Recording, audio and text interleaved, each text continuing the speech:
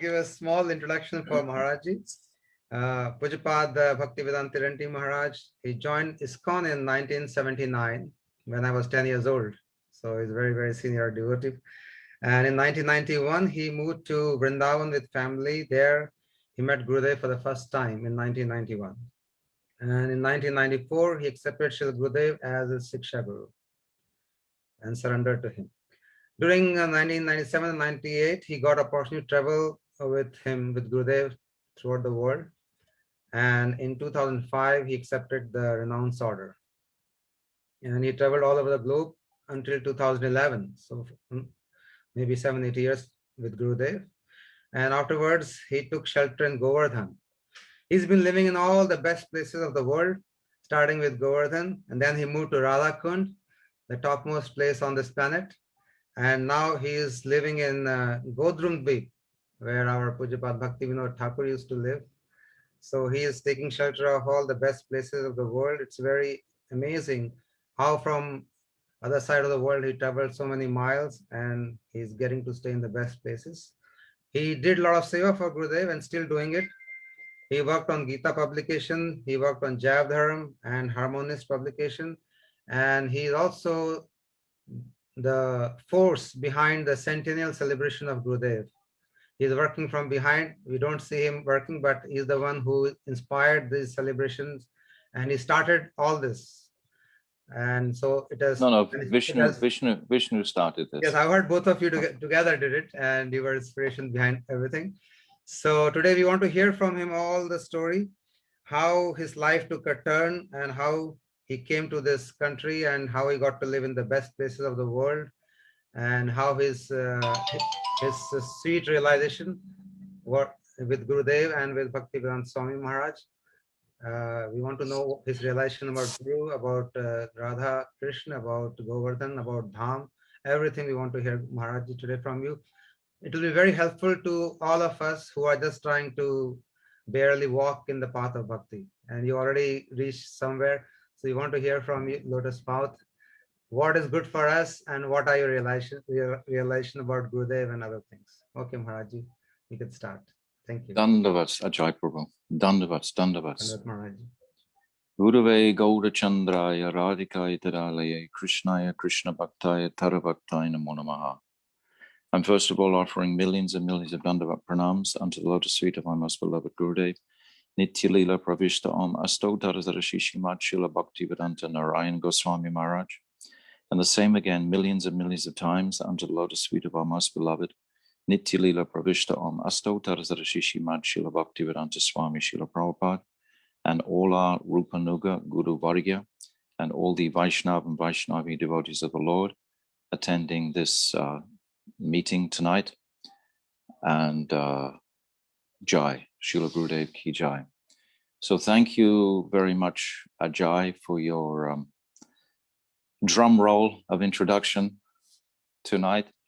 And I appreciate being here very much. I feel greatly honored to be with you all. I was with you just recently in Delhi and was very fortunate to appreciate the warmth of your Sangha there with Radha Raman Bihari and Ramchandra Prabhu and all the different devotees in Delhi temple. It was, I have many, many friends in Delhi over the years, living so long in Vrindavan for almost 28, 29 years. So I cultivated many wonderful friendships there. So it felt very much at home, and I'm feeling very at home this evening, being with you all mostly from Delhi, I think. So you've inquired about my experience with Srila Gurudev and generally where I've come from. You would not believe where I've come from. In Indian culture, it's antyaja, it's way out of any type of cultured focus, really. I'm a thorough demon coming from demon roots completely. This is not an exaggeration.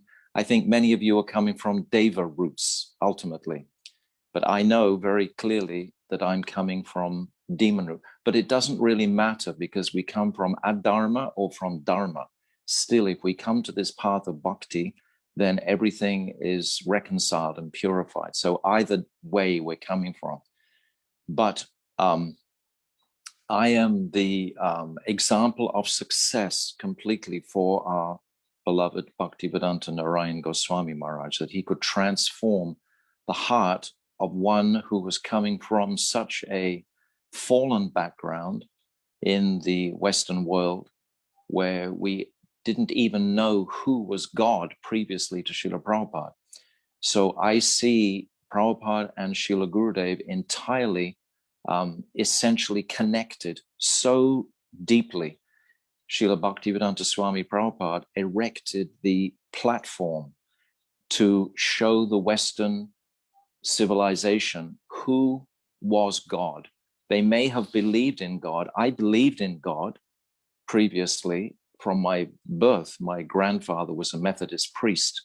I was in church, but I very quickly understood the institutional aspect of Christianity and rejected the institution, but never left God.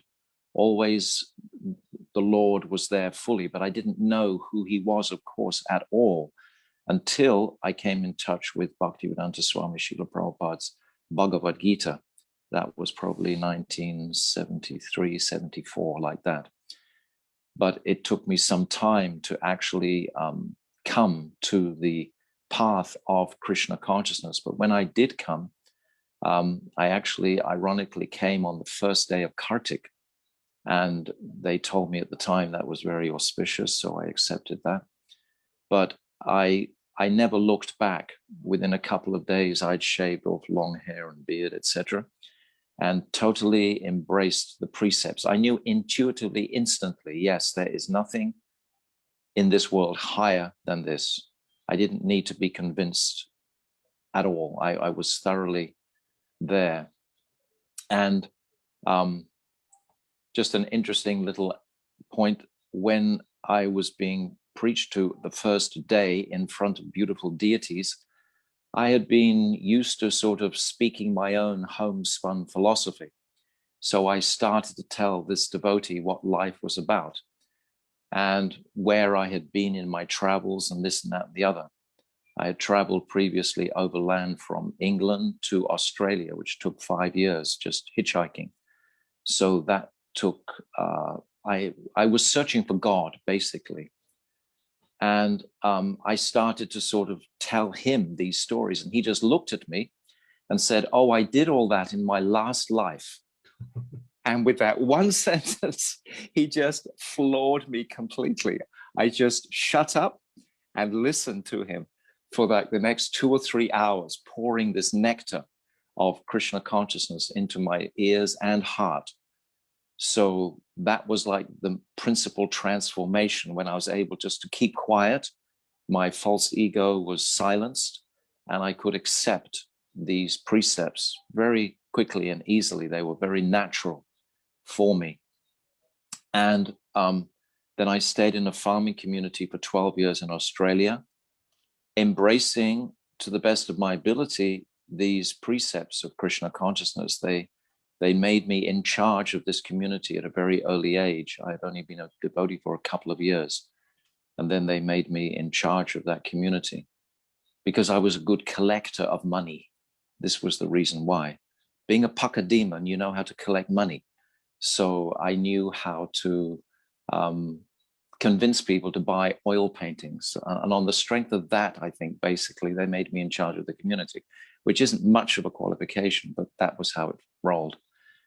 And then I moved to Vrindavan in 91 because I had realized I had built up a lot of material wealth living in Australia and being able to collect, etc., at a big house, big car. And I hadn't come to Krishna consciousness for this reason at all. This was like a total contradiction in my life. Most of my life, I hadn't had any material facility. All of a sudden, I was under Prabhupada's shelter, and he was showing me how to make money and contribute, of course, to the temple building and everything.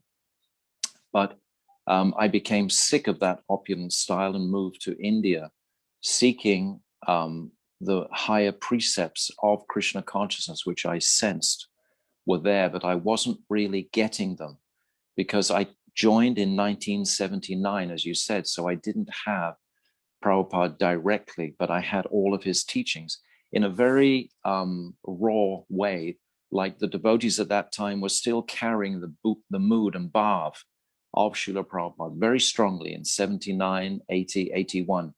It was very much Bhaktivedanta Swami Srila Prabhupada's mood was all pervasive there. So that was my anchor. And coming to Vrindavan in June in 1991, it was interesting. I can just tell you a brief story about my former wife previously, Vajantimala, who you may be lucky to get on the program one day. She probably would be too shy to tell you, but as our taxi pulled into the Krishna Balaram temple in 91, the wife of Burijan Prabhu, Jagatarini her name is, ran up to the window and was telling Vajantimala, you have to come with me straight away to Mathura. There's a great saintly Maharaj there. You have to see him immediately. So I was left with my 4-year-old son and all the baggage. And she, meanwhile, immediately went straight to Mathura, straight to the lotus feet of Srila Gurudev. Wow. And that was incredible. That was like, we hadn't even touched ground. And this was due to her prayers to Bhaktivedanta Swami Srila Prabhupada in Australia, begging Prabhupada for a guru like him. She wanted, we had been cheated by 2 previous ISKCON gurus. So we were a little bit raw in that sense. It's very difficult when your trust has been snapped, when you put your faith somewhere and it's been broken. So anyway, her story you can get from her, but she was initiated in 1991, very secretly, in a yagya. And I didn't even know about it. Gurudev told her, don't tell anybody. So she didn't even tell me. I wasn't even told. I found out like about a year or so later. But in the meantime, we had begun almost immediately to visit Srila Gurudev in Mathura. The atmosphere of Vrindavan, personally, was just like coming home for me. And I immediately began to increase my chanting and increase my seriousness in addressing what was Krishna consciousness, and was addressing Krishna Balaram in that temple for about 2 years there, and doing many services with the Gurukul, etc. But when I came closer to Srila Gurudev, we used to call him Maharaj at that time, and we'd travel across regularly to Mathura.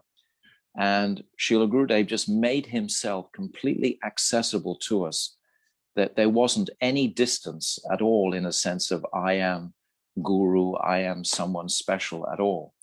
So this was very inspiring, developing just a genuine friendship with Srila Gurudev. He would encourage us in all kinds of very subtle ways of just glancing, etc., showing his acceptance of us, which was special to feel acknowledged. And Srila Gurudev was always saying to me at that time, oh, you are most qualified, you are most qualified. But I wasn't qualified at all. And then a little while later in 94, I was staying in Vrindakund for 6 months, looking after the deities there, just completely alone. And at that time, I would come to see Gurudev, and it was a different mood then, because I was completely alone. I wasn't really so connected with ISKCON, even though the Vrindakund place belongs to ISKCON, but I was asked by them to look after the deity there because the Pujari had broken his leg. So I just lived there alone out 2 miles from Nandagaon. And I would come and see Srila Gurudev, and he would glance at me and talk to me and say, so you're living alone in Vrindavan now? And he would say, this is very good. very good. And he said to me repeatedly, you should just do bhajan in this life. This was the message I personally received from Gurudev again and again and again. He must have told me more than 15, 16 times directly, you should just do bhajan in the, but what does bhajan mean? Of course, he clarified that by often saying bhajan was our preaching, etc. So in 94, I was serving in the Delhi temple after that, and a little dissatisfied in the sense that I couldn't feel the current of what I had understood was Rupa Goswami's teachings. I wasn't being nourished sufficiently. And it was interesting because Brajanath Prabhu, he came to stay with me while I was in the Delhi temple. And he was attending Gurudev's programs, which were just, of course, right next door. Gurudev would always, he wanted to give his mercy to ISKCON, to his dear friend, Srila Bhaktivedanta Swami Srila Prabhupada. So many times Gurudev would rub right up against the ISKCON people, etc., trying to get, this was after the GBC men had broken with him. In 94, there was a GBC meeting in Mayapur, and they had been told that you cannot go to visit Bhaktivedanta Narayan Maharaj anymore, otherwise you will split our society. And genuinely, it would have split the society, because there must have been about 15 ISKCON sannyasis on one side and 15 on the other. And they couldn't make a compromise. It had to be black and white. So they agreed not to even come and visit Srila Gurudev. But Gurudev was very hurt by this, actually, because he'd been coaching these men. And these men were very qualified men. You know, they were intelligent. They were already gurus in the ISKCON institution. They had had association with Prabhupada, and they were very receptive to Gurudev's teachings, particularly of Vilapa Kusumanjali, Manashiksha, Jaiva Dharma, Madhurya Kadambini, all these very essential teachings. Srila Gurudev was finding a platform to actually enter their hearts. He was entering these young men's hearts very profoundly. And then all of a sudden, they just canceled their relationship with him. So this was very shocking for Gurudev, even though he understood why, of course. But he commented at that time, my guru is a lion. Srila Bhakti Pragyan Keshav Maharaj, Keshari, the lion. And I am his cub. And they don't know what they've woken up in me. And at this time in 94, 95, this is when he decided to travel to the West in response to that, more or less, because they had also tried to encourage him to go to the West prior to that, but had told him, if you go, don't tell that the Jiva came from Tatashta. You must say he fell from Goloka Vrindavan. And can you imagine trying to tell someone like Gurudev how to present philosophy? So Gurudev wanted to do this himself in his own way. So in 96, he made his first trip to Holland. But just before that, it was very interesting. We were doing a preaching program around Mathura. I came in 94 to live in the Mathura Mutt. I was telling a story about Brajanath, who moved into my room in Delhi temple in 94.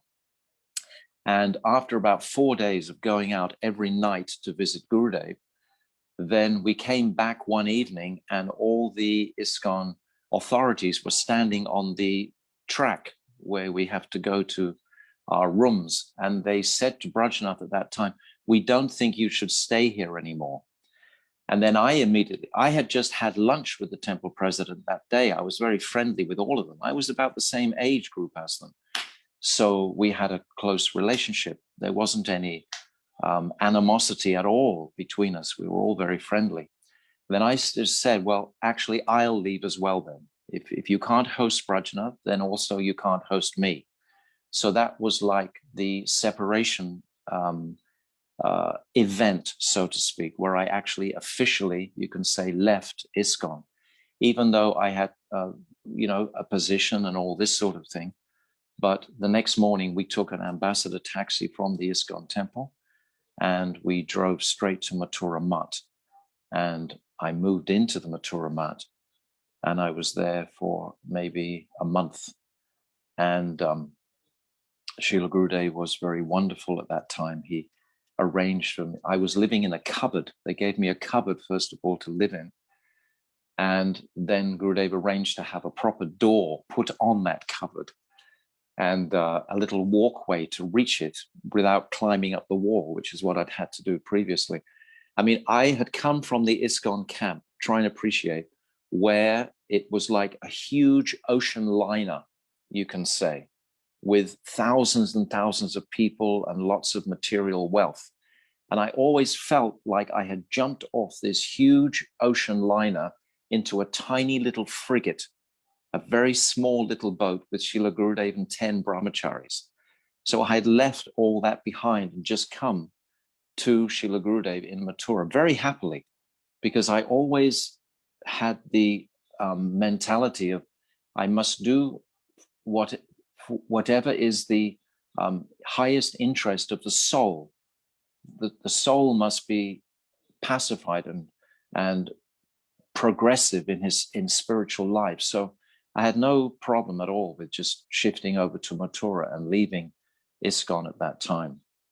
And I didn't return for 2 or 3 years. I didn't even go back into that temple again since then. But we went to a program one time in Kasbagh, close to Mathura. And about 15 of us, we all crushed into a jeep. Gurudev was sitting in the front, Krishnadas, and so many devotees were there, Indian brahmacharis. And I was there with Brajanath Prabhu and Tirtha Pradha, 3 Westerners. And we drove to Kasbagh, and it was a big program.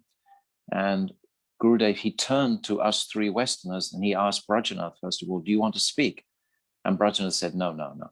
Then he asked Tirtha Pradha, do you want to speak? And he said, no. And then he asked me, and I said, oh, yes, because I'd been speaking regularly in ISKCON. So I sort of jumped up enthusiastically and began speaking. And at one point, it was like a miracle took place. I forgot a verse. I was chanting this verse, Krishna Varnam, Tvisa Krishnam, Sangopangastapastam, Yagya Sankirtanam Piye. And then I just couldn't get the last line, Yajanti Hishamedisha.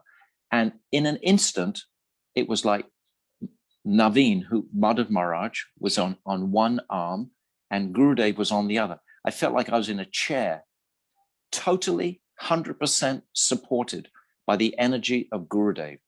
It was like a miracle for me. I'd never experienced, I wasn't expecting anything like that. All of a sudden, bang, they were just right there, fully supporting what I was actually, how I was presenting things. And that at that moment was like another miracle for me. Gurudev was capable of acting in so many ways. I'm sure on this program, Ajay, you have so many people revealing the miracles that Srila Gurudev, because he was like so much up to speed with every moment of time in relationship to the atmosphere around him.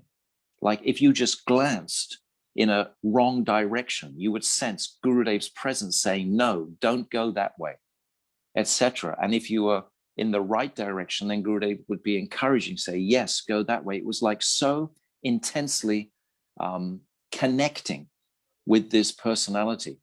So from all of these little examples, I just developed such a absolute appreciation and faith in Srila Gurudev. After this, after I was able to speak at that time, Srila Gurudev was so pleased. He said, oh, Prabhupada hasn't sent me unbaked chapatis. He sent me full baked rotis. He was so happy at that time. And he went on for a couple of days being happy. But then, personally, I began to appreciate what the Indian sannyasis were saying in their Harikatha. And then I started to become silent. And then I didn't want to speak anymore because I realized what level they were speaking on. we were in Srila Gurudev's room in Delhi one time, and Pundarik Prabhu was there from Delhi, if you remember him. Yeah. And Srila Gurudev said, this devotee has only been a devotee for 4 years, and he knows so much. How long have you been a devotee? And I said, 17 years, Gurudev. And he said, you know nothing. You know nothing. And I realized it took me some, months to realize that I knew nothing. When you've been given places of honor, etc., and people have, given the impression that you do know something and you actually don't know anything. And then you get into the company of real Vaishnavas, real personalities who have been educated. So anyway, that was the beginning of my journey to try and find humility. And Gurudev was so sweet all the time. Like sometimes he would just ask us to speak on something that he knew we didn't know, just to break us. And sometimes he'd ask us to speak on something that he knew we knew very fluently, just to give us confidence again. He was like that so many times. One time he chastised me really heavily. I was walking behind him, just following him, just like, out of mind kind of thing, just thinking that I had to be with this person all the time. It was in Mathura Mutt. And suddenly Gurudev turned around at me and shouted, he said, go away, like really strongly. I had a very volatile relationship with Srila Gurudev. I must say, many Westerners, they had a much more tender, perhaps. Mine wasn't tender at all because I joined fully in India. So Gurudev, I was like an Indian brahmachari. I got that same sort of behavior. So anyway, after shouting like that, then I went upstairs and I began to serve. It was a feast. And then Gurudev sent his servant, Dvija, his cook, to me to say directly, oh, Gurudev says you're serving very nicely. Like this was after he'd shouted at me. Immediately, he said that I was serving nicely. So, of course, I wasn't feeling anything negative at all towards Srila Gurudev. I was just feeling I deserved a lot more than that. But Gurudev wanted to know that I was dear to him. And this is really what Srila Gurudev was capable of doing so many times. There was another funny story you'll remember at Ragaleka's house. You remember Ragaleka? And this was before she was spending a lot of time with them. Yeah, she must be listening to you now. Oh, really? Maybe she'll remember this story. This was really embarrassing. I'll tell it anyway. But I was at, and there was Madhava Priya and Siddhanti Maharaj were also at that program, but they were brahmacharis then. And that was about all. And Ragaleka and her husband and Gurudev and maybe Madhav Maharaj. And Ragaleka and her husband were washing Gurudev's feet. And Ragaleka indicated for me to come forward and also take part in washing his feet. So I came forward quite timidly at this point, and Gurudev just looked at me and said, go away, go away. And I was like absolutely shocked. I was like smashed up. I mean, it was traumatic for me. It was heavy. There was hardly anyone in the room. And, I'd come forward to do a service, and Gurudev just said no. And I was like banged up against the wall in sort of shock. And then when they began to dry Srila Gurudev's feet with the towels, Ragaleka might remember this, then Gurudev called me. He said, come, come, come. And I didn't even want to come then. I was feeling no. But I came. And then when I was drying his toes, he grabbed me with his toes and his foot, and he held my hand. Wow. I was just drying the feet, and then all of a sudden I couldn't get my hand out because Gurudev had captured it with his toes, and he was laughing and chuckling. So like that, we'll get the slaps and then we'll get the embrace. So many occasions that I experienced that, and it was always joyful, in fact, either way. But my appreciation today, I have to jump forward because today is such a momentous day. 2021, this year is so momentous. I feel my relationship with Srila Gurudev is so much more increasing day by day, moment by moment. As I said to you, when you asked me to come on this program about memories, I don't personally sit in the memories very much. My mind is very much with Srila Gurudev right now, today, and appreciating his immense glory and speciality in our Guru line. This to me is much more worthwhile to sort of like keep my consciousness focused there, because I'm appreciating, especially with the appearance day on the 11th in Delhi Temple, it seemed like the whole world was glorifying Gurudev on that day. I couldn't believe how many videos I collected on that day, how many glorifications from all over the planet. I didn't actually realize just how great Gurudev was in the world until that day on his appearance day. And now viewing him sort of historically, what was his contribution to the Guru Vargya? How much has he given? His speciality is so unique that he has given us this direct connection with Srimati Radhika. Just going back a little bit, in 97 in Australia, I was sitting in Braj Ballabh's house when Gurudev first spoke the Anapita Chirim Chirat Karunai Varatino Kalos verse. And we were shocked. Shamrani was there, and I think Ashram Maharaj was definitely there. Many of us were there. And Srila Gurudev delivered the truth about Mahaprabhu's identity to us and our accessibility to the gift of Mahaprabhu in the form of Swabhakti Shriyam, Manjari Bhav. And we were just sitting in front of him with our jaws completely on the ground. We had never conceived, like so many years, almost 20 years by then, of being in the Hare Krishna movement, but never knowing who was Chaitanya Mahaprabhu, never having any idea of who he was, that he was directly Sri Radhika, and the reasons for his advent, and the gift that he had come to give. And during that time, we actually made one publication called Sprinkles, and that became the Pinnacles of Devotion later on. And we all worked together on that at that time, that publication. But that was like for me personally, that was like a threshold again of going over a boundary of consciousness. This is how I felt it with Gurudev all the time. We were just going over these boundaries of consciousness that first of all, coming from ISKCON, etc., and just constantly moving, progressing. And even today, it's exactly the same. Today, it's no different. I feel that even more so, the boundaries have become even more beautifully appreciated. And he again is sitting right beside us, beside me anyway, that's for sure.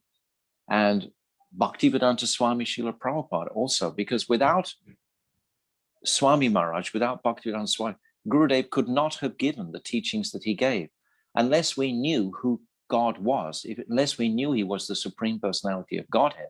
He couldn't give us Radhika. It wouldn't be possible to give us that. Gurudev said so many times, your Prabhupada has come to tell you that Prabhupada is the Supreme Personality of Godhead, and I've come to tell you that he's not. So like these appreciations and realizations that they were just coming again and again and again. They were coming so thickly, so fast. I think I must have been with Srila Gurudev for almost 20 years. And there was never a moment, there was never a day when we didn't cross some type of boundary of consciousness, some type of new realization. It was absolutely bursting with realization. Gurudev wouldn't stop. He was like so intense. He was like just moving. He knew in hindsight, we didn't know how he was moving, but now today we can reflect and see how he was crafting his mission, how he was performing this service to Sri Radhika, directly to Sri Radhika. This is Radhika's movement, this Gaudiya Vaishnavas. We are from Sri Radhika. She is that personality who is the Shakti within this current of our Guru Vargya. And Srila Gurudev was crafting and he's still crafting that. It's definitely not we might think, oh, the energy of the Sangha has depleted or something, but that's just external. What is going on in the hearts of so many of Srila Gurudev's followers today? I think this is what your program, Ajay, can really bring out, like the real core heart of Gurudev's. Like you told me when I was coming on, don't speak the philosophy too much. And then I was thinking, well, what else am I going to speak about? That's all I know, really. But I understand now that there's a different mood that actually we can offer to Srila Maharaj, Gurudev's. we've been doing this program for like 3 months. Every day we're hearing so beautiful stories from different bhakts. And you said, boundaries of consciousness. We are amazed by how Gurudev interacted with people in so many different ways. Like he's crafted everybody's life so beautifully, like expert, like somebody is good in something, he'll make it even better. We've been hearing everyday news stories, so amazing. Initially, Vijay Prabhu started this program and nobody knew how long it will continue, but it is going on and on. And till Gurudev wants, maybe a whole year probably. It must go on for the whole year. Yes. So yes. It's really interesting. Yeah. Even now he's crafting all of us. Some of the speakers 6 months later, you should invite back again, that you feel have sort of contributed to the welfare of everyone else and have been inspirational then, because again, it will be new. It can never be the same. Yes. Naveen Krishna, this is the nature of spiritual progress. And we are so fortunate to have had this current in our lives, because many times now, like ISKCON Mayapur is just across the river from where I am. The ISKCON devotees, they come and I speak to them. And I realize that they can't really catch what I'm saying because they never had darshan of such an immense personality. We have got such a treasure, such an amazing gift that we need to cultivate. The principal cultivation, actually, as Gurudev said to me so many times, is our own personal bhajan. Without that, what is our preaching? Our preaching is just, empty if our own practice is not growing each day. Love itself it has to be ecstatic. It's not static. It has to be something and this is what Gurudev, his potency tremendously was so filled, overflowing with affection for the conditioned souls. It just takes my breath away when I consider his immense compassion on me personally, as well as all the other souls who came to him. Because this is our life. He is our everything. There is nothing else beyond this most. And I don't even know the beginnings of his glories. I'm just feeling now, I'm considering like Gorpanim is just around the corner. So I'm creating a sort of a calendar right now, but I'm seeing the flow coming from Ramanuja, Madhavacharya, all the different appearance days. And then we had Advaitacharya, Nityananda Trayodasi. And now we've got Ishvara Puri, and then we've got Shivji, and then we've got even Madhavendra Puri 2 days before Gorpanim. So who are all these personalities? I've been blessed to do many parikramas here in Bengal, to go to all these holy places, these Sripads. And there's so much mercy and kripa there to appreciate our line.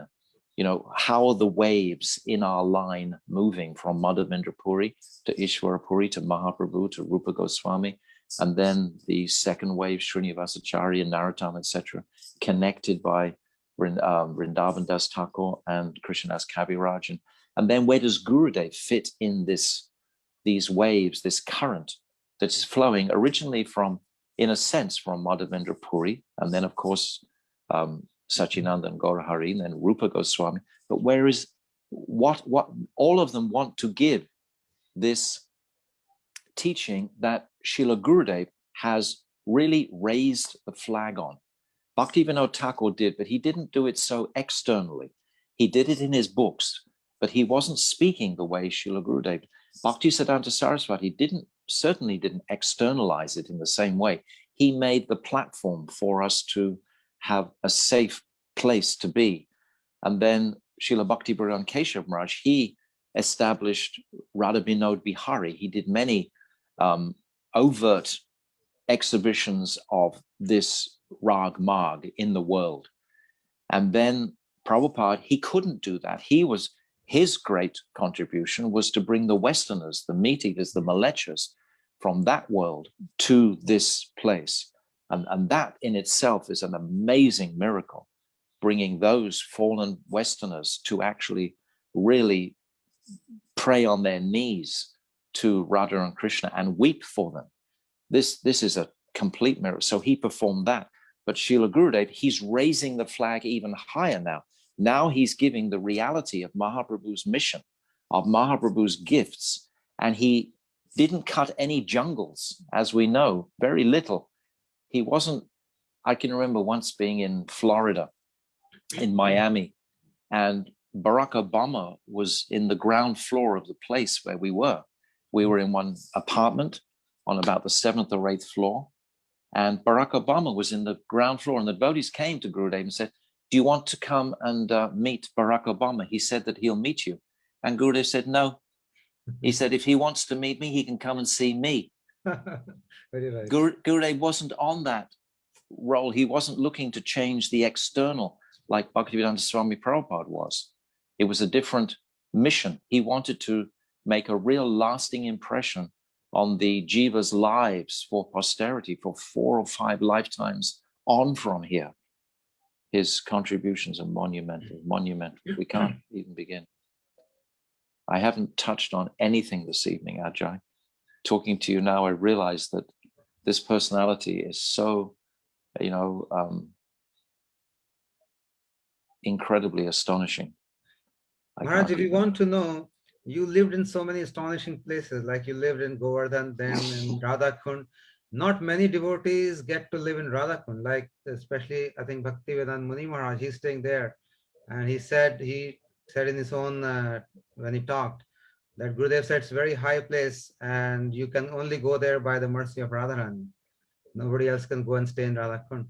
So can you say what was your inspiration and motive, what moved you to move? It was Gurudev. It was Gurudev giving me the confidence that I could do like that. If I hadn't met Gurudev, I would have been intimidated by the teachings of Bhaktisiddhanta Saraswati, who put so much parameters on traveling into Rag Marg.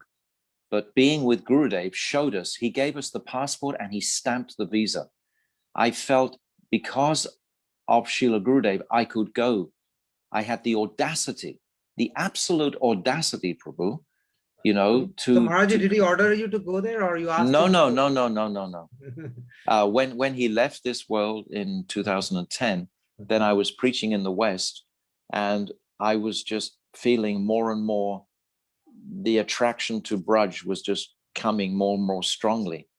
And I just reading Rupa Goswami, Tannama Rupa Charita Adi, etc. That why am I in this Western world just picking up pratishta from preaching to so many people? I wasn't, because Gurudev gives us the danda, he told us, so that he can beat the pratishta out of us with the danda that he gives us. So Gurudev was no longer present to do that directly. And the flavor of Gurudev's teachings to me were all directed towards Braj and Rupa Goswami in a huge way. So I just felt inspired and I asked Gurudev in my heart, can I come back now? And he said yes. And he arranged a place for me right next to the Mat in Govardhan, a very nice place. I didn't want to live in the Mat in the institutional aspect of it. I was more comfortable. I was a little older. I wasn't quite ready to run the same way as you have to in the Mat life at that time. And then from there, I was visiting Radhakund all the time. And I was actually forced to go there because the house I was living in was being knocked down, basically. So I just, and that was where I was spending all my time. But I was appreciating the power, the absolute phenomenal power of that place, Radha Kund. So, you know, I just went there, and I was able, Radharani tolerated me for 2 years. But then after that, the most important thing happened, that I came here, because we can't really access that land without, through the mercy of Sachinandan Gaurahari. He is the ticket really to transcendence. And it was directly Srila Gokishoras Babaji Maharaj who I felt told me in my heart, now you can stay here. And that very day he said that, then, you know, a very nice facility was provided for me and everything was arranged. I didn't actually do anything. I just was following that energy more or less. I wasn't making the decision, I felt. So I felt Gurudev was really directing that. And he's still directing that. And I'm so grateful to be here and to appreciate Radha Kund even more from here, and to appreciate Govardhan more from here. Because without connecting deeply, significantly to Mahaprabhu, how can I connect anything to those exalted places of bhajan? So I've just been, but I needed all this mercy, Ajay. I was so fallen. If I hadn't gone to Govardhan, if I hadn't got, I mean, I'm just a madman for the mercy. I have to have it just to move ahead. I couldn't tolerate anything less. Anyway. So you got the desire to go to this place where you're living now, Godrum Dweep. You came from your, Gurudev inspired you in your heart that you should? Yes, and Srila Gokishoras Babaji. Oh, okay. Very much I was praying to him. And then Gurudev, without Gurudev, I can't do anything, Ajay. You know, I really know that. Like that bhajan that I sang, you know, at the beginning, it's like, you know, I know that I'm helpless without Gurudev's arranging for whatever transpires, you know. Okay, Maharaj, we also want to listen about the centennial planning which you did. How did it all came about with Vishnu Prabhu? There you did some meeting in Mayapur. Navadvip, yes, in Navadvip. So how you got all inspiration and how your plans were? Well, as soon as Vishnu Prabhu mentioned the importance of the centennial celebrations, just instantly, I appreciated what he was saying. Absolutely. And I was just wanting to give my entire energy and effort to support in any way I could possibly do his centennial celebration, because Gurudev has to be set on the public stage now. Because when he was preaching in the world, there were many Gaudiya groups even who weren't supportive of the way he was speaking. So his eminence and his glories have to be established like they are being done now. Like we have the postage stamp even. We have so many external exhibitions of glorification of Srila Gurudev now, that those people who were hesitant previously are really coming now to appreciate who was this personality. And they're listening more to his preachings and his gifts that he gave. So this centennial is the opportunity for us to really establish Gurudev in the public domain. You know, he wasn't there entirely previously. He was to some degree, but you know, many ISKCON leaders and groups and so on are really acknowledging Srila Gurudev now more and more and more. So this is what the centennial is about for me as much as anything, is putting Gurudev where he should be placed, in the most high exalted place, you know, in our Guru line, to know the speciality of his gifts that he left for posterity. He's left us the most amazing gifts, these paintings that Shamarani did, his discourses on Gopi Gita, all of the Ratha Yatra books, so many teachings that haven't been given in the way that Gurudev gave. So we are doing the greatest service to Srila Gurudev by supporting everything in this centennial push, because it gives others, many people are like sheep, Prabhu. They'll just follow, you know, where the general sort of consensus is going. And then, you know, there's that element there. So when more and more and more, it gets quicker, bigger and bigger and bigger, like a snowball. And this will happen, I think, in 2021. I genuinely think that Gurudev will explode on the world stage in 2021 by his own arrangement. It's all being done by him. He's it's doing amazing. Absolutely. Yeah, he hasn't stopped. He hasn't stopped. Like when we started last year, we were thinking how the Sentinel celebration is going to come up because it was COVID. And everybody was so worried. But because of COVID, it has become even better now. Yes, amazing. Amazing. Yeah, because if it was not COVID, we wouldn't be talking like this today. Absolutely, absolutely, absolutely. So much inspiration he gave. Yes, yes, yes. It's like what Yashodanandan's doing in England. Yes, yes. He's getting hundreds of people, you know, practically every day on his Zoom channels. Yes. And Gurudev's glories are just plummeting all over the world. They're just roaring. They really are. I think by Kartik this year, and you shouldn't stop this program, Prabhu. You should keep up, take inspiration from Yashodanandan and don't.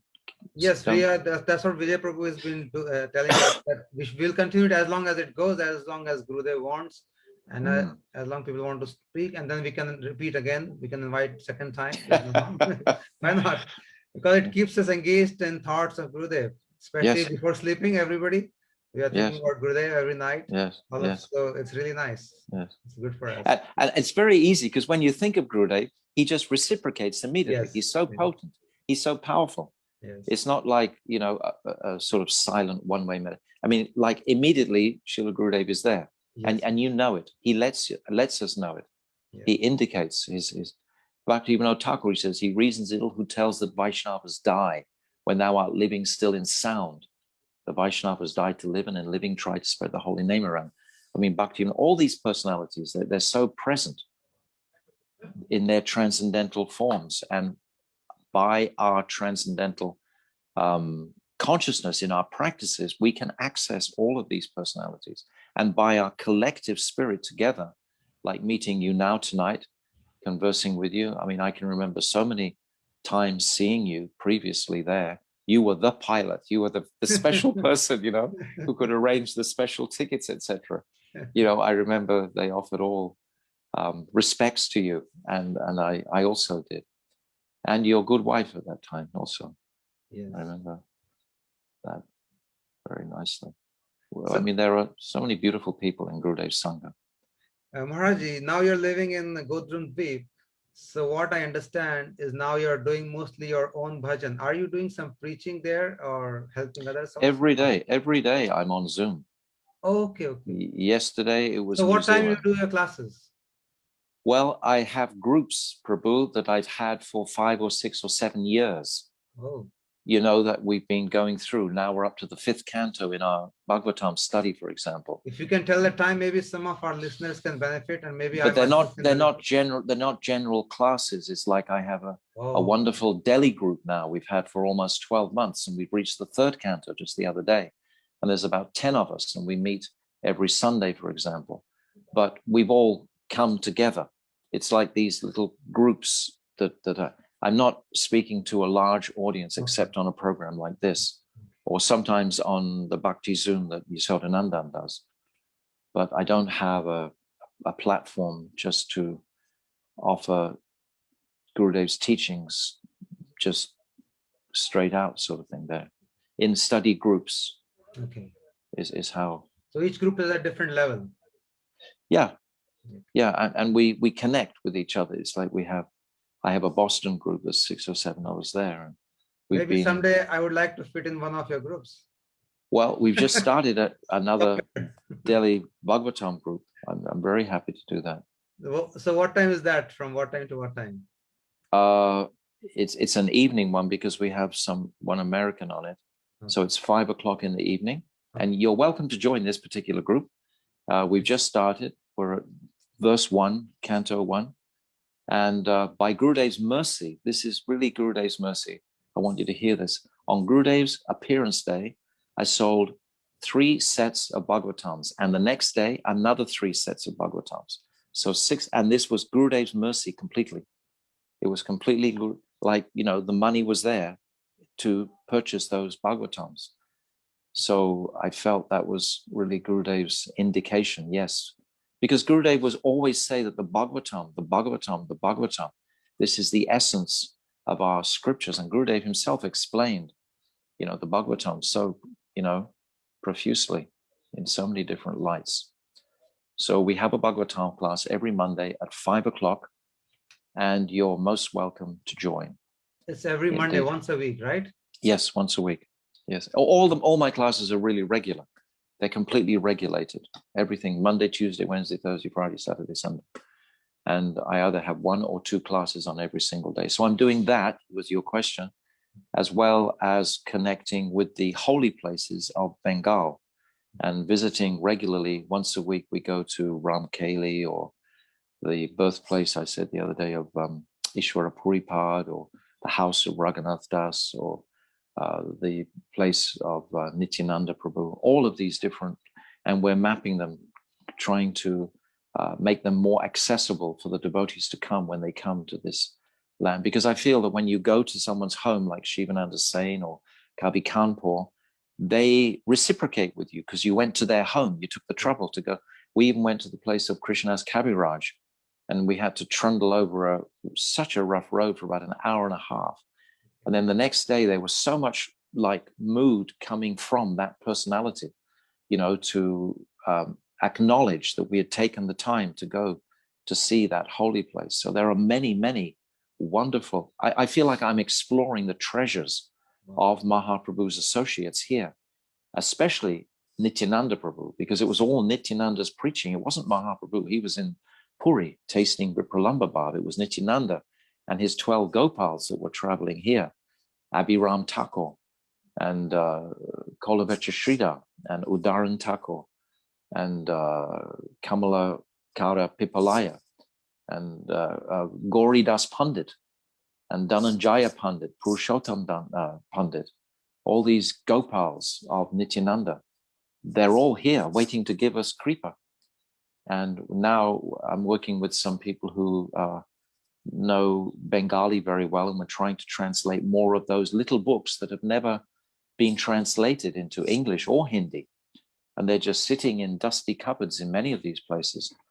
And these teachings have to come out to inspire the devotees to this land of Goradam, because it's described in the Bhagavatam that actually this Goradam is on the increase now, and Vrindavan Dham is going to become covered. It's already covered by so much materialism, but actually that's the covering. But here, this is very fresh, and it needs to be explored and to be reestablished, its truths.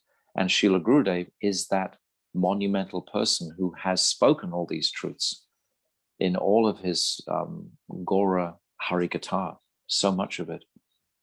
On the there's a question from one of our listeners. They want to know, is the 5 p.m. Monday class accessible for everyone? No, not really. Because the way, I have to tell you, the way I conduct classes isn't me speaking, it's you speaking. You have to read the chapter during the week, and then you present that chapter in about 6 or 7 minutes. So if we have more than 7 or 8 or 9 people on the call, and each have to make their presentations, it's like my Delhi group. I think we have 9 people or 8 people, and we're racing. You ask any of them, they're on this call tonight. They're all like, it's really intense making their delivery every week, because we're all trying to get it in, before, and that's a 2-hour class. We give ourselves 2 hours, and then I get a little bit of time at the end just to say something or in between. But that's how the class is on your effort. You have to do it. I'm not just speaking. Why should I speak? You have to do the study. That's a unique way of doing classes. I've never heard this one. Well, they're all becoming expert speakers, Ajay. they're all off. They can. If you listen to them speak now, I mean, I'm astonished. I feel some of them have come from nothing. One young girl, she came because of the lockdown, and she couldn't go to work, and she joined. And if I sent you her Harikatha for last week, you would be astonished at actually what she's saying. Of course, she's just repeating what she's read in the commentaries, but nevertheless, that's going to make such an impression. And that's just after 12 months. And we've reached the 3rd canto, and they're getting it. I mean, the Bhagavatam is so powerful. It just transforms your life immediately. as soon as you enter this, because it's Krishna, it's the literary incarnation of Krishna, and you entered into this world, and if you have Sadguru, Srila Gurudev there, his potency, then it's just so addictive and special. So I understand the classes are intense and you have to prepare whole week and make a Yes, presentation. yes, yes. I'm not doing the work. I'm just sitting back chanting Hare Krishna. You're all having to do the work. You're inspiring everybody to do work. Very nice. Yes, yes. Nice. Yeah. Okay, there's one more question one of our listeners is asking. Maharaj, are you planning to announce about the Japa retreat at Puri? That must be Bilva. Yes, we've got a Japa retreat happening. You guessed it right, absolutely. Yeah. From 1st of April to the 10th of April, we still have about 4 or 5 AC rooms in a very nice high class type of facility, very close to the beach. And we've got the entire mutt for these 10 days. And we're going to be speaking on Rai Ramananda Samvad. And everyone will get an opportunity to chant a lakh of names. That's actually the purpose of the retreat, is to give you the support to chant uninterrupted, as well as hear plenty of Harikatha and have exchanges with each other. So everything's built into the program. I've been doing these Japa retreats for almost 20 years, and we have like a formula. And people get an opportunity to chant.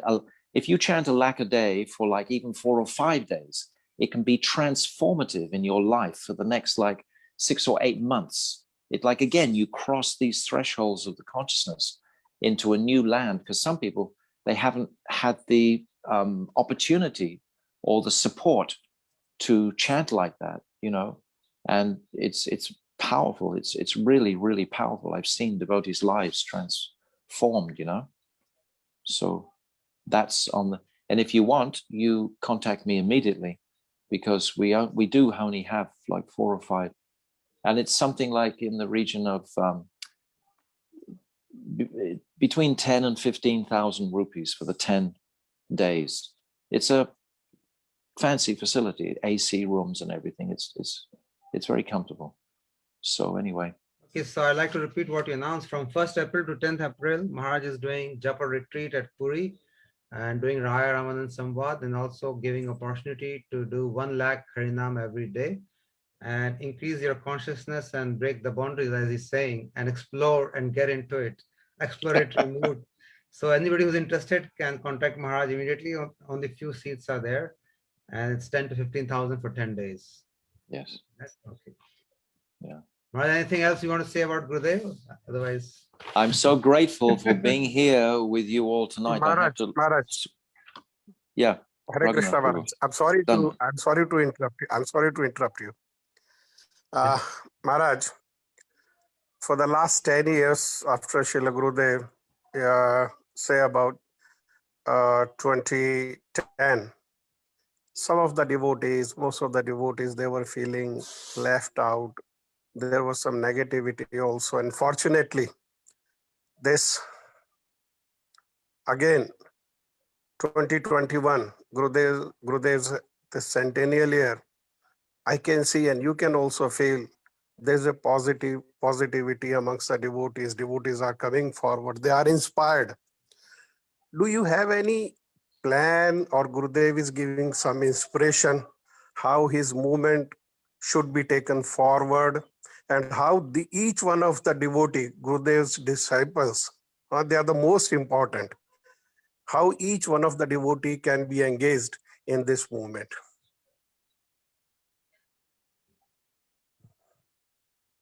Gurudev's principal desire was for us to perform our sadhan bhajan. Yes. The externals of temples, etc., I know for a fact was never on the front burner for him. He did most of his preaching in Mathura in homes. And in the whole of the world, he was mostly going to people's homes. That was where he was preaching. And he erected the big temples for our Prikramas in Govardhan and in Navadvip. And his main focus was on encouraging the devotees deeper into the Shastra, because that's where the satisfaction of the heart for every living entity it lies. That's the place we want to come to. We can get distracted by large groups doing different things. I've never felt that was Srila Gurudev's focus personally. Gurudev's focus was to transform individuals' hearts. And that can only take place if we, the speakers or the preachers, are transforming their own hearts.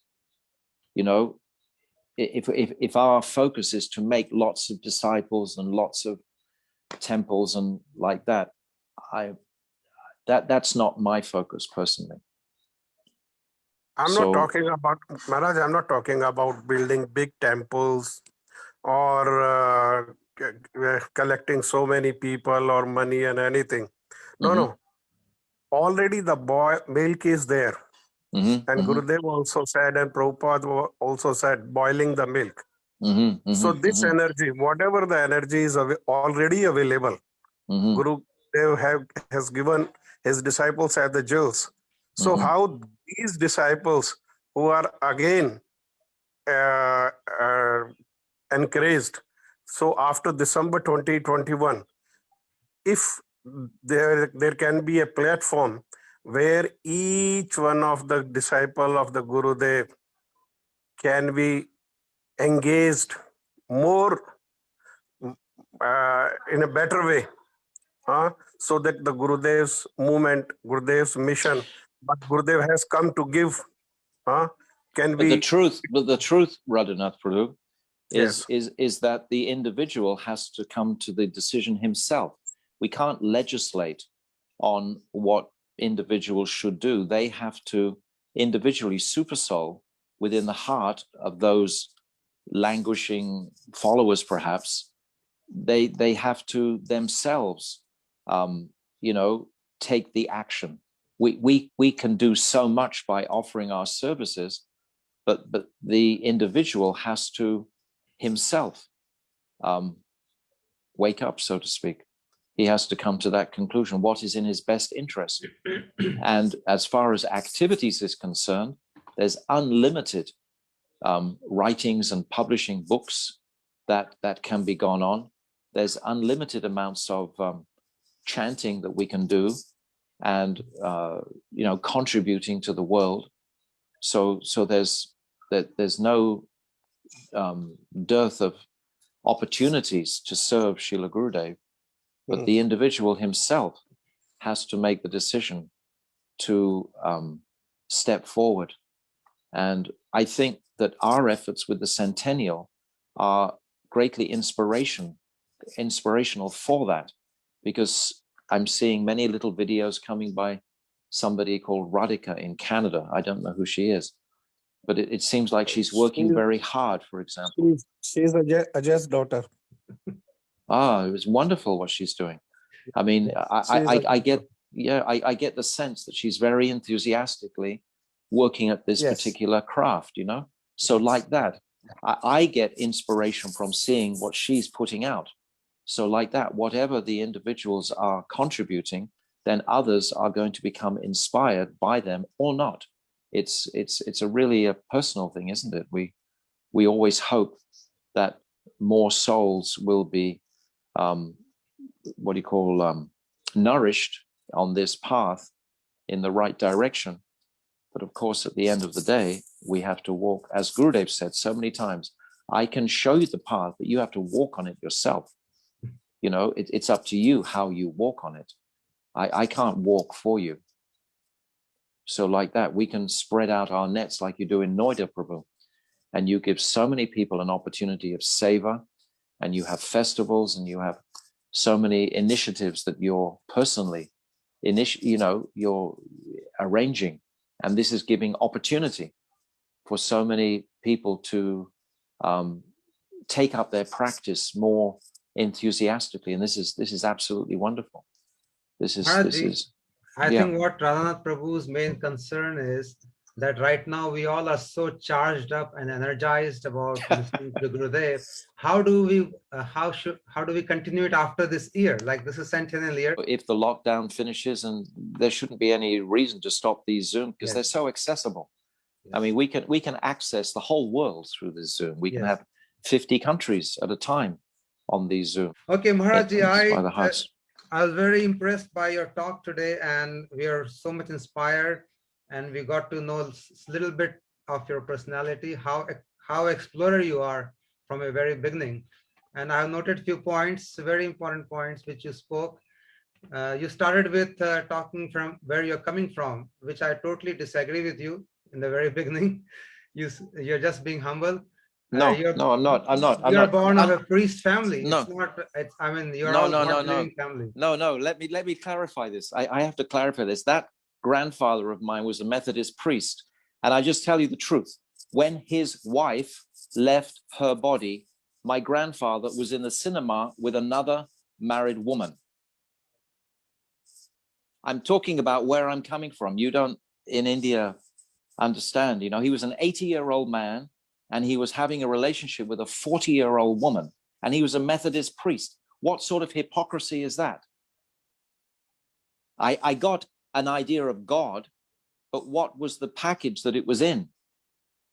I mean, the Western world is so much more fallen than so many of you can even imagine what we're growing up in. That's why it's such a miracle that we're actually here. It's an even greater miracle if you knew the real truth. Anyway, I feel obliged to tell you the truth on that one. Okay, Maharaj, you've been really very, very honest and truthful. And yeah, you were in the priest family, and it's amazing how Gurudev pulled you here and how you're living Bodrum Dweep of all places. It is. I'm amazed. I'm amazed. I'm waiting every single day for Radharani to say, out. You know, you shouldn't be here. What I can understand from this is anybody, even if he knows nothing, if you just desire, and Gurudev is always there to help you. That's what I can understand from it. Very the good. desire has to come from us, like you just said. Yeah. Gurudev is not going to walk for us. He's going to help us. But the desire seed will come from our heart. And if we have desire, he's there to help. He'll come running to us and help. Such a current will come from him. So you talked about Gita. We have had so many guests on our program whose lives have been changed by Prabhupada's Gita. Like other day, we had a devotee from Vancouver, Raghubir Das. He said he bought a Gita, and after 23 years, he saw that Gita, and then it changed his life. Yeah. So we are hearing amazing stories about this Gita, which Prabhupada wrote. And even in my life also, it came first. And that's how everything started. Even I think Radhanath Prabhu's also, he started with ISKCON. So most of us, we see this Gita is helping us so much. And Absolutely. It is like a doorway into bhakti for most of us. Absolutely. But without Srila Gurudev at the tail end of that, Gita takes us to Sharanagati. How would we continue? I mean, this is the essential, this is the crest jewel of Gurudev's teachings, that he's taking us beyond this.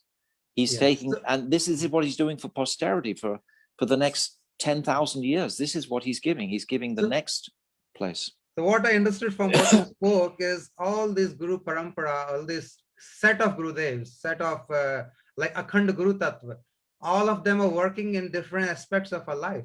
Like somebody's giving us a start, somebody's pushing a little bit thereafter, and somebody's taking us to the pinnacle. Like our own Gurudev, he is taking us to the highest bhav of Mahaprabhu and Radharani. So what I can understand from what you spoke is they're all working as a team to help us. Yes. They're all working together. Absolutely. Yes. This is why when we see their Guru Nishtha, like just now we had Srila Bhaktivedanta Keshav Maharaj's appearance day, and we had Bhaktivedanta Saraswati yesterday, and a lot of people were commenting in the different classes that I was with on the Guru Nishtha between all of these personalities. It's that Guru Nishtha, that's the connecting current. So that exactly what you're saying now, because that Guru Nishtha is like one, they are all one. It's all one current, like an electric current, so to speak, coming down from Mahaprabhu, actually originating from Madhavendra Puri. That current was bestowed upon him. He's the Prem Ankur, he's the seed.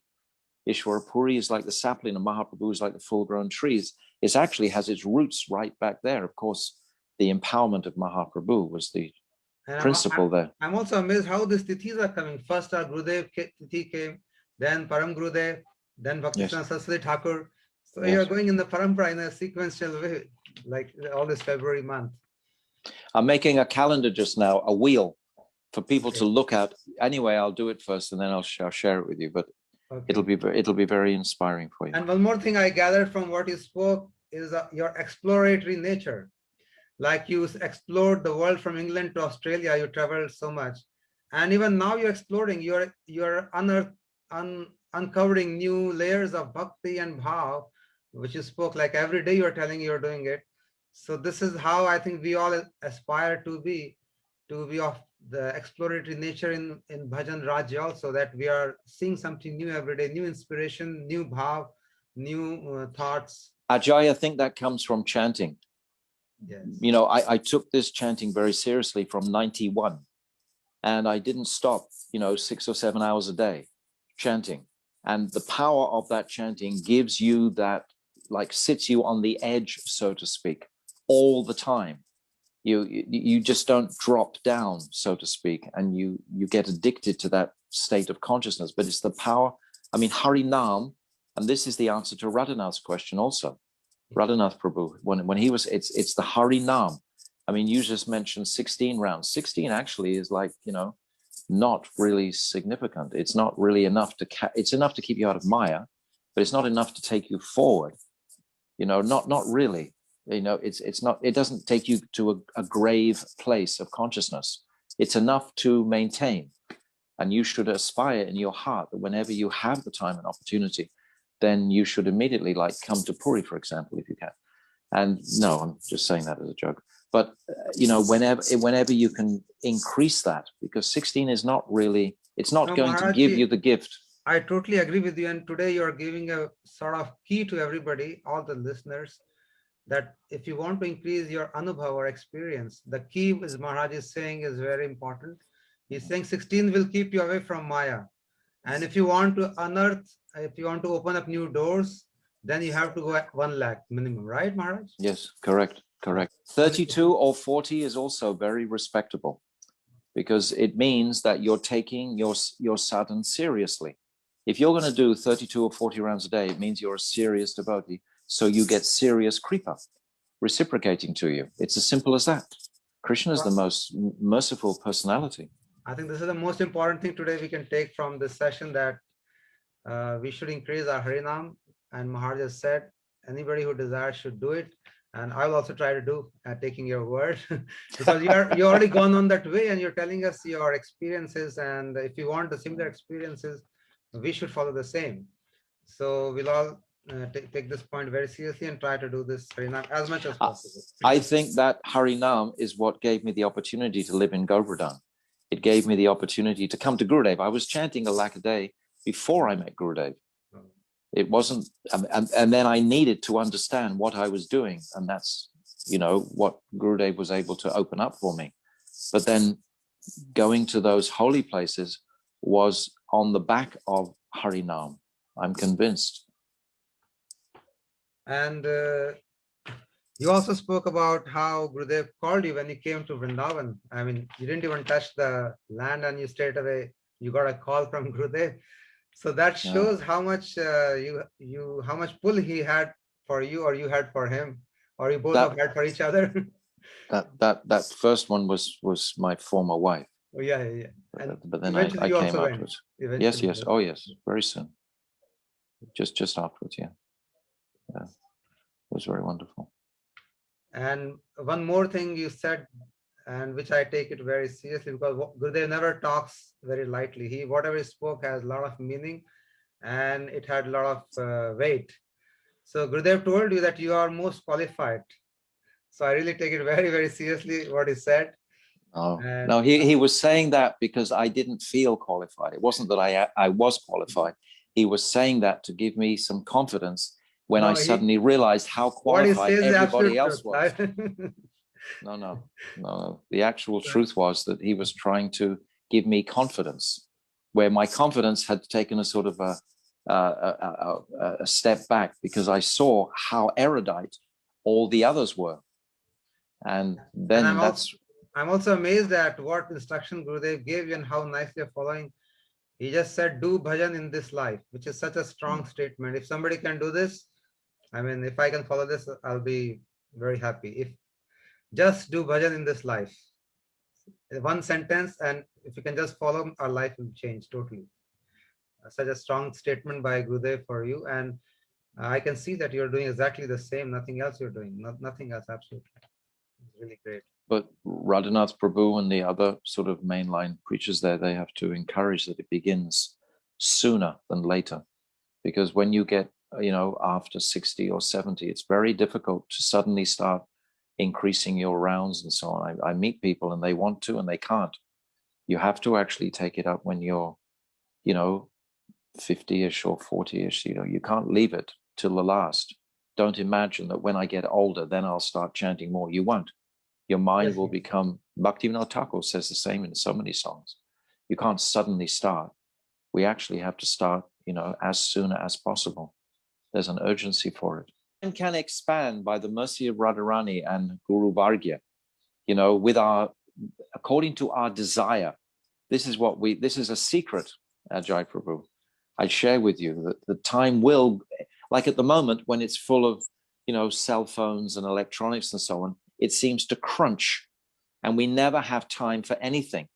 But when we actually get some separation from there and can firmly see what is the most valuable thing in my life to do with my life, then we start taking some deep breaths and making some adjustments and then time can expand where like Srila Gurudev.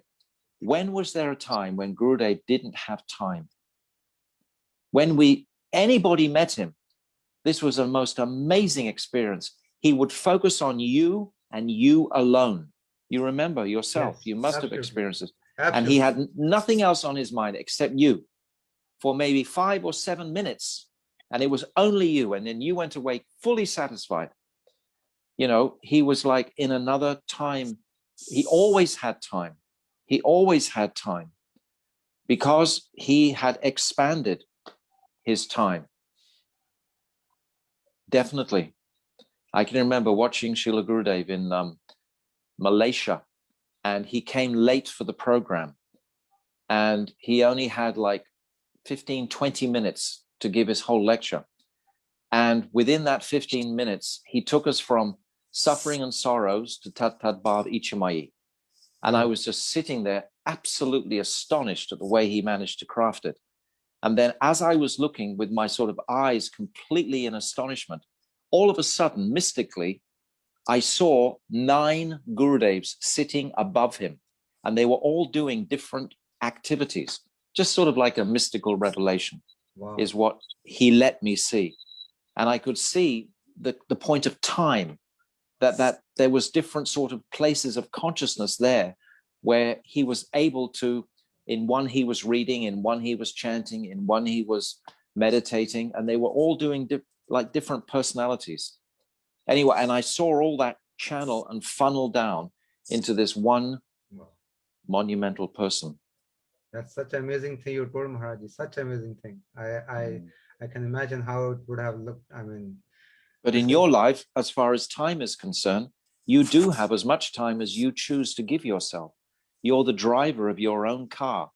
You shouldn't be, pushed around by the modes of material nature or, whatever other circumstances, the 3, adhyatmik, adhidaivic. We can, because we have a guru of such caliber, we can put our foot down and resolutely decide, yes, I will make time for this.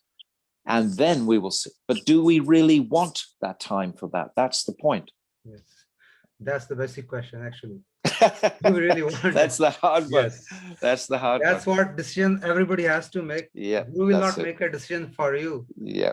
You have to make that decision, and that's you will help. That's it. You just said Maharaj, it. You just said Maharaj, we can make resolution. And sometimes we try our level best also. Probably we have to pray to Gurudev at the same time that whatever is resolved, it really happens. If without Gurudev's mercy, whatever we resolve and we try to follow also, we should resolve and we should try our level best. But still, we should pray to Gurudev's mercy also. Then only it will be possible to increase chant, to doing bhakti, everything. It will come from him only. We can do anything. Yes, Yes. what you're saying is completely correct. It's not only Gurudev, understand this. It's the Yes. whole Guru Parapara. Vargya. Yes, they are all embodied within Gurudev. Gurudev isn't just Gurudev, he's Jiva Goswami, he's Rupa Goswami, he's Vishnu. All of those personalities are residing in the form of Guru. So that current gives us the power to do anything we like, anything at all in the world. And that can be dangerous if you're not like, sharp and absolutely clear, because you do get potent. And we've seen, sannyasis who can develop a great potency, but then this insidious enemy of pride can actually come in. Just like Lord Brahma. What's the first thing he prayed for, Prabhu, before the Chatushloki was given to him? Please don't let me think I'm the supreme controller. When I get this potency, when this potency starts to manifest and I realize I can do anything, then, this how many times a day did Srila Gurudev say, Trinadapi Sunichina? I mean, that was his call card. At least 3 or 4 times every single day, practically. Srila Gurudev in a morning class, on a walk, on an afternoon, anything. He would always, always, always be giving the I remember once in Radhakund, maybe you probably went early in the mid-90s, we went to Radhakund, and of course there's always opposition to Gurudev and the red cloth.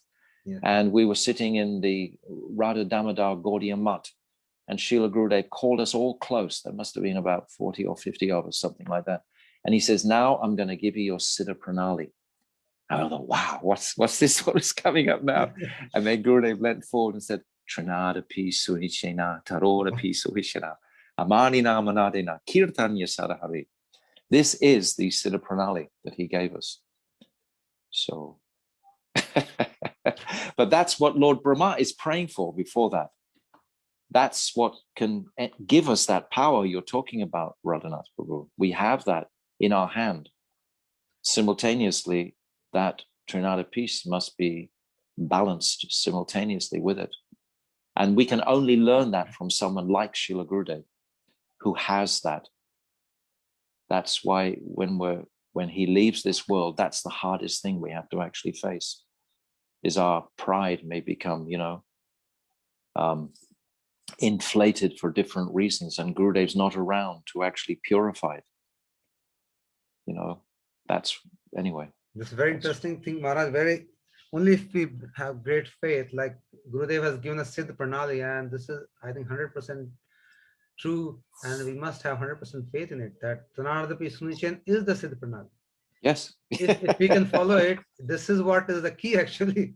Yes. If we can just follow it, it is as simple. It's true. But we are unable to follow. We have our pride and we have so many things. Yes. So we have the Siddha Pranali with us, but do we really want to follow? The question we have to ask again ourselves. Do we really want to do? Yes. Okay, Maharaj, I was also amazed by your decision. Like you said, ISKCON to Gurudev Kabad, you moved. I mean, it's amazing how much nistha you had for getting that tattva from Gurudev, that you wanted to do anything for it. You had so much of connections in ISKCON. You were like the GBC, and you had not GBC.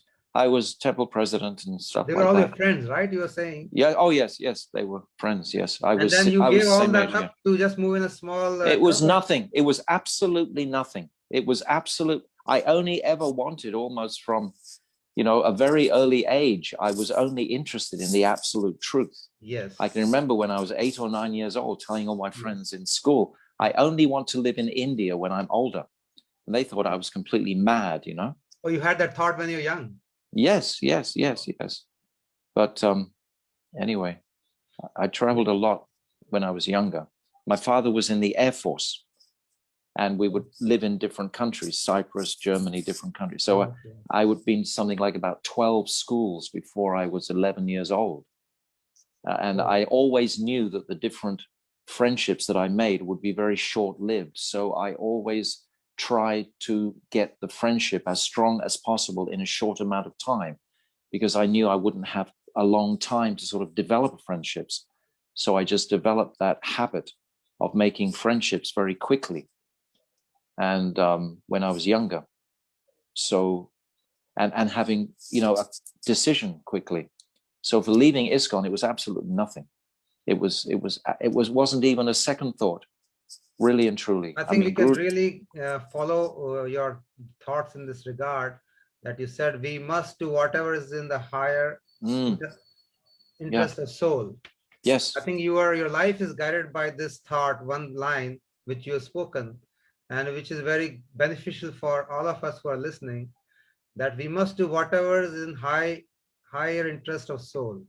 Yeah. Generally, we get deviated from this by external energies, and then we forget about this line.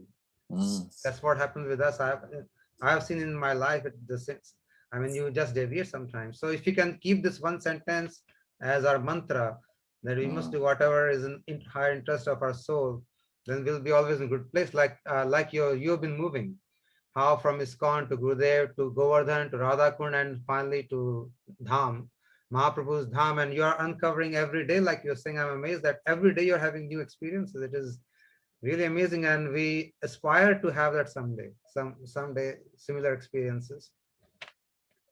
So many things spoken, Maharaj. And you also Gurudev was so expert at encouraging and giving some chastisement also. Like so he much. told you, like he told you, you have some full baked rotis also when you spoke, and after some time he gave you chastisement. So he was such expert and in moving you in different ways, pushing and then pulling and pushing and pulling. One amazing experience. I just interrupt you for a second. I just thought of something. Was working with Srila Gurudev. Yes. I mean, actually, there was a time in Govardhan when we had the Goramandal Parikrama there. We didn't come to Navadvip that year, and we were making a lot of sannyasis. There was about 6 or 8 sannyasis to be made, and they all needed dandas.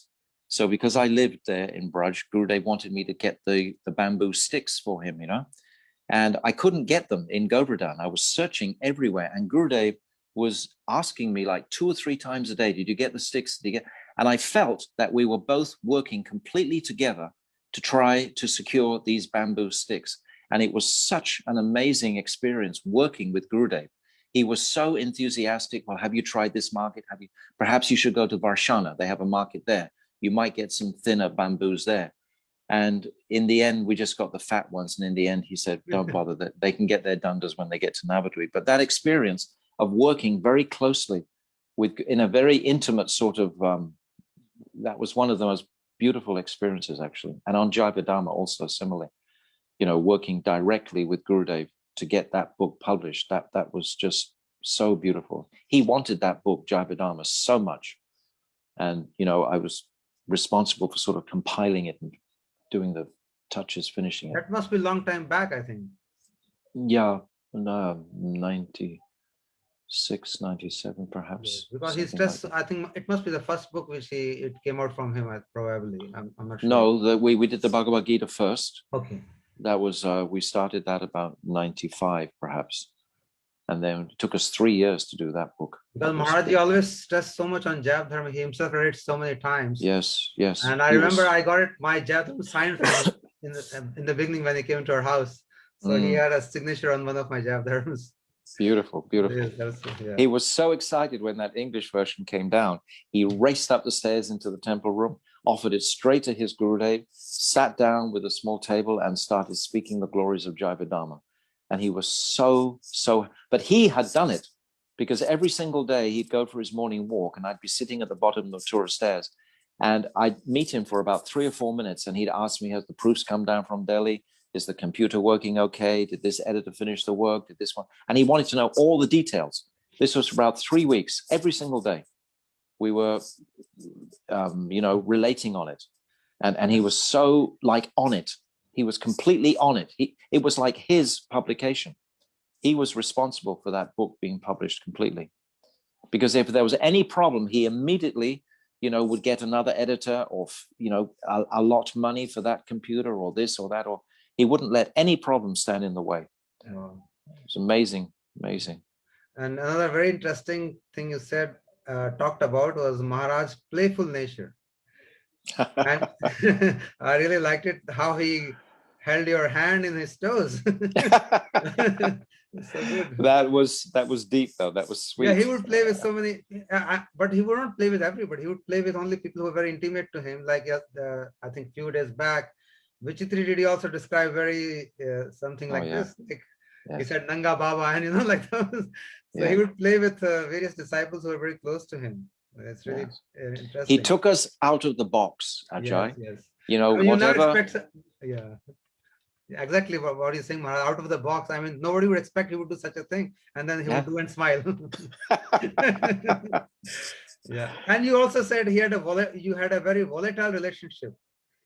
So can you elaborate a little bit more about the volatility you had with him? I mean, there was one time. Yes, this is confident. Anyway, I'll tell you. But there was one time when Gurudev was wearing a mask, and when he first started wearing a mask, living in Mathura, and he sent Dwija out to look for someone to bring a bench, a sitting bench, to put beside his bed so that people wouldn't overcrowd his bed, so that he could sit with some sort of barrier type thing. So I said, oh, I'll bring it. Even though he'd asked for a brahmachari, but I was in white. And I said, I'll bring it. So I brought this bench in and I put it down in front of Gurudev. And Gurudev said really irritatedly, not there, take it further back. So I took it further back. And he said, not there, bring it further closer. So I took it closer. Not there, take it further back. So I took it, but very intensely. Then I took it back. And then, not there, bring it closer. And I promise you, I was going backwards and forwards with this bench. And then I just thought, what's going on here? And I just put the bench down and looked at him, you know, like, and then Gurudev just said, nonsense, bogus, go. Anyway, that was that particular, I mean, he wanted complete submission. You know, whether I did like that for 10 hours would indicate my nishta to him.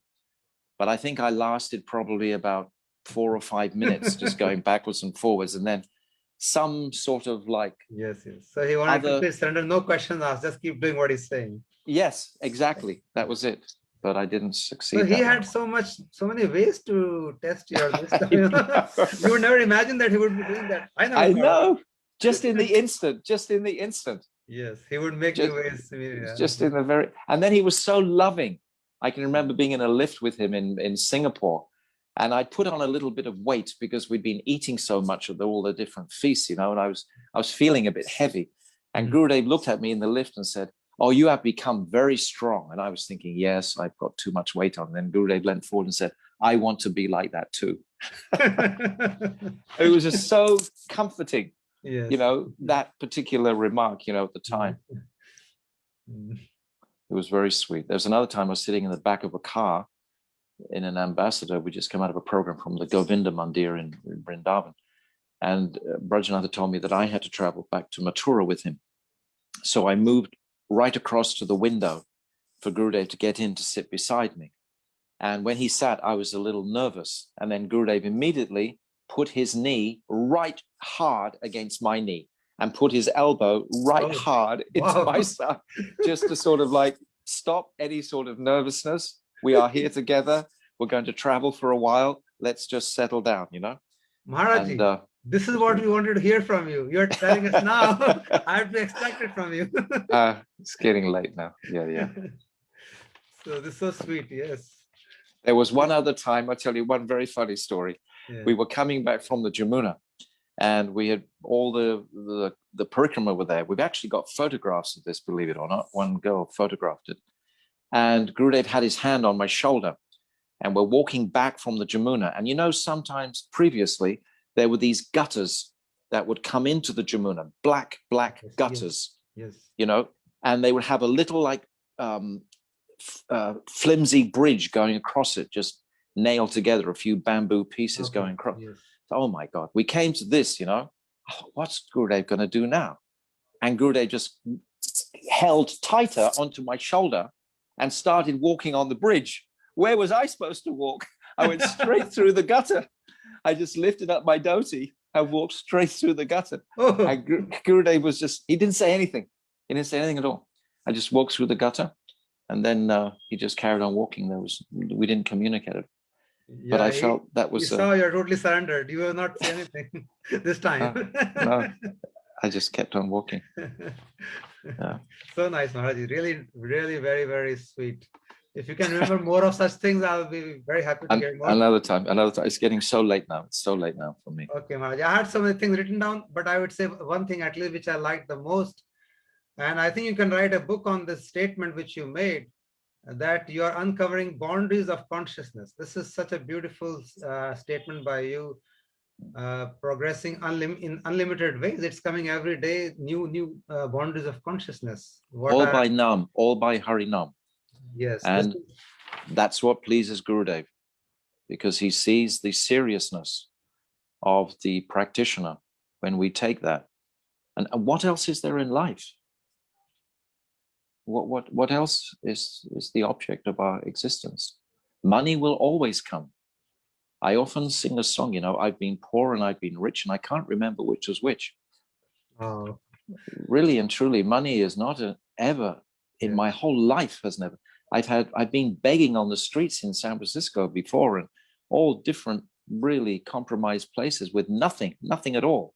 And I've never been unhappy at it. It's never been a fearsome situation. It's all been, just kind of fun. Maharaj, it's so nice to hear all this from you. I can talk to you forever for more hours, but I know you have to sleep, and you don't stay so late. You have made exception for all of us. Thank you so much, Maharaj. I really appreciate that you've gone out of your way to help all of us. And I had so many more things written down, but I want to read, but I'll read some other day when I meet you. And I'll ask you a lot of more things. So, I'm sincerely grateful for you inviting me onto this link tonight, and to see all the different devotees here. I'm very, very inspired. I have great affection for all the devotees in Delhi. When I met so many of them, I presume most of them on the thread are from Delhi. And I met so many when I came for the appearance day. Oh, there's a lot of people. I'm just scrolling through now, looking. People are from so many places, Maharaj. There are people from Canada, people from Mathura. Yes. Nice. And but anyway, I'm going to watch on Facebook after this. Oh my God. But anyway, I'm very grateful to you, Ajay Prabhu, for thank you so much, Maharaj. I really appreciate from the bottom of my heart. And I offer my prostrate Dandavat pranams to you. And I sincerely hope that someday I will be able to follow your footsteps and do a little bit of more Harinam and have some layers of consciousness coming to me also. I really hope for this. All right. Thank you so much, Maharaj. Dhanyavad, Prabhu. Thank you so much. Thank you to all viewers who are watching this program so late at night. Thank you so much for watching. Shri Gurudev Maharaj ki jai. Jai. Thank you, Radhanath Prabhu. Also. Goswami Maharaj ki jai. Gaur Bhaktivedanta ki jai. Hari Bol. Vancha Kalpatarubhyascha. Kripa Sindhavyevacha. Patitanam Bhavanabhyo Vaishnavena Namo Namaha. Hare Krishna. Hari Bol. Dhanyavad, Prabhu. My dear sons and daughters, we will meet again.